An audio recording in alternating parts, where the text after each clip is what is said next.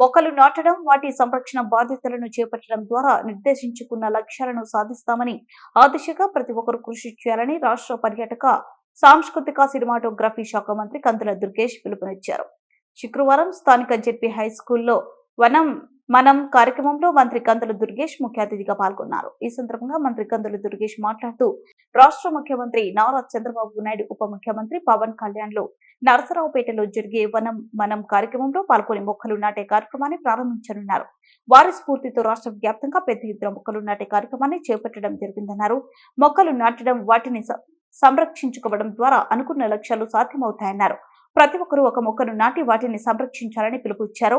ఒక మొక్కను మహావృక్షంగా మార్చడంలో భాగస్వామ్యం కావాలని, అప్పుడే మనం అనుకున్న లక్ష్యాలను సాధిస్తామన్నారు. ఆ దిశగా ప్రతి ఒక్కరూ కృషి చేయాలని విజ్ఞప్తి చేశారు. వనం మనం కార్యక్రమం ఒక సామాజిక చైతన్యాన్ని కలిగించే కార్యక్రమాన్ని, ఇందులో భాగస్వామ్యం అవ్వడం ద్వారా పర్యావరణ పరిరక్షణలో మన వంతు బాధ్యతను నిర్వహించామన్నారు. సెప్టెంబర్ 2వ తేదీ మన ఉప ముఖ్యమంత్రి పవన్ కళ్యాణ్ జన్మదినాన్ని పురస్కరించుకొని ప్రతి ఒక్కరూ శానిటేషన్ డ్రైవ్ చేపట్టాలన్నారు. మొక్కలు నాటి వాటి అభివృద్ధికి కృషి చేయాలని పవన్ కళ్యాణ్ పిలుపునివ్వడం జరిగిందన్నారు. అదే తరకు నిజమైన పుట్టినరోజు కాని ఉప ముఖ్యమంత్రి పేర్కొనడం సమాజం పట్ల బాధ్యత, మన అంకిత భావాన్ని చాటేందుకు ఇదో చక్కటి అవకాశంగా మంత్రి కందుల దుర్గేష్ పేర్కొన్నారు.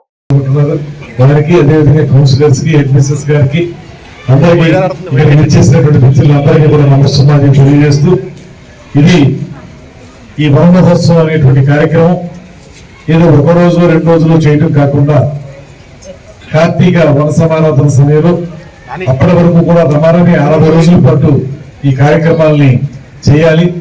దాన్ని పెంచి బతికేలా చేసి భవిష్యత్ తరాల వారికి కూడా ఆ మొక్క చెట్టుగా ఉపయోగపడే విధంగా చేయాల్సిన బాధ్యత మన అందరి మీద ఉన్నటువంటి మాటతోటి మన ముఖ్యమంత్రి వర్యులు శ్రీ చంద్రబాబు నాయుడు గారు, అదేవిధంగా పర్యావరణం, అటవీ శాఖ మంత్రిగా ఉన్నటువంటి పెద్దలు, ముఖ్యంగా ఆయన రాజకీయ సిద్ధాంతాల్లో కూడా పర్యావరణ పరిరక్షణ అనేటువంటి సిద్ధాంతాన్ని ప్రధానంగా పెట్టుకున్నటువంటి కొనిదెల పవన్ కళ్యాణ్ గారు, ఉప ముఖ్యమంత్రి వర్యులు, వారిద్దరూ కలిసి ఈ కార్యక్రమాన్ని రాష్ట్ర వ్యాప్తంగా నిర్వహించేటువంటి దిశానిర్దేశం చేయడం జరిగింది.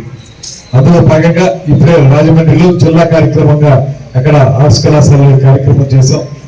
అదేవిధంగా ఇక్కడ కూడా మనం కొనసాగించేటువంటి ముందు నేను ఒకటి మీకు మనవి చేస్తున్నాను, ప్రకృతిని కాపాడాల్సిన బాధ్యత మన మీద ఉంది.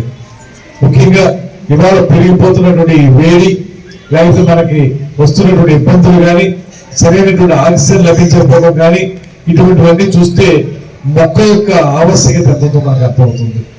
మనం వదిలేటువంటి కార్బన్ డైఆక్సైడ్ తీసుకుని మనకు ఆక్సిజన్ అందించేటువంటి మొక్కల్ని పెంచుకోవాల్సిన బాధ్యత పిల్లల్లో ఇప్పటి నుంచే నేర్పాల్సినటువంటి అవసరం ఉంది.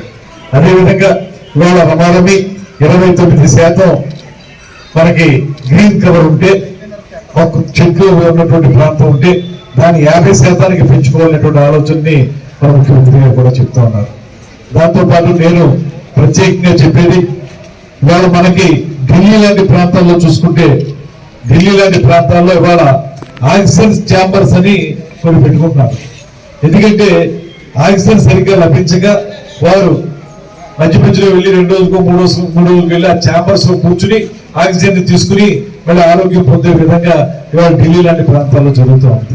దానికి కారణం ఏంటంటే మనం మొక్కలు కొట్టేయడం, చెట్లు కొట్టేయడం, ఆక్సిజన్ ఇచ్చేటువంటి చెట్లు మనకి నీరు ఇచ్చేటువంటి చెట్లు లేకపోవడం వల్ల ఈ రకమైనటువంటి పరిస్థితి వస్తుంది. దీని నుంచి కాపాడుకోవాలంటే, లేకపోతే మనకి పైనుంచి వచ్చేటువంటి తీవ్రమైనటువంటి కిరణాలు, వాటిని గ్లోబల్ వార్మింగ్ అంటున్నాం మనం. ఆ గ్లోబల్ వార్మింగ్ వల్ల ఆకాశం చిల్లుపడి సూర్యుడి యొక్క కిరణాలు డైరెక్ట్ గా మన మీదకి వచ్చేసేటువంటి పరిస్థితి రాను పెరుగుతుంది.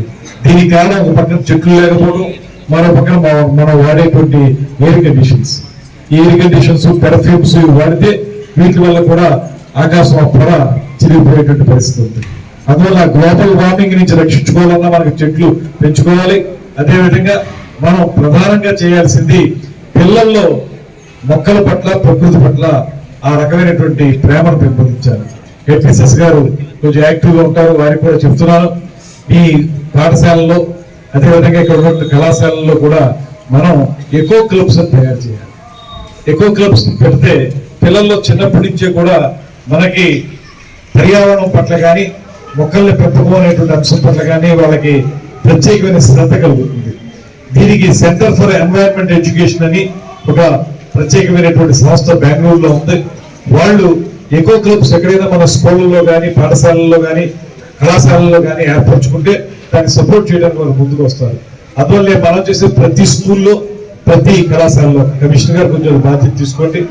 ప్రతి స్కూల్లోనూ, ప్రతి పాఠశాలలో, ప్రతి కళాశాలలో కూడా ఎకో క్లబ్స్ అని తయారు చేసి అందులో పిల్లల్ని భాగస్వాములు చేస్తే వాళ్ళు చిన్నతనం నుంచి మొక్కల్ని కాపాడాలనేటువంటి భావన వాళ్ళు కలిగితే భవిష్యత్తు వాళ్ళు మంచి పౌరులుగా తయారవుతారు.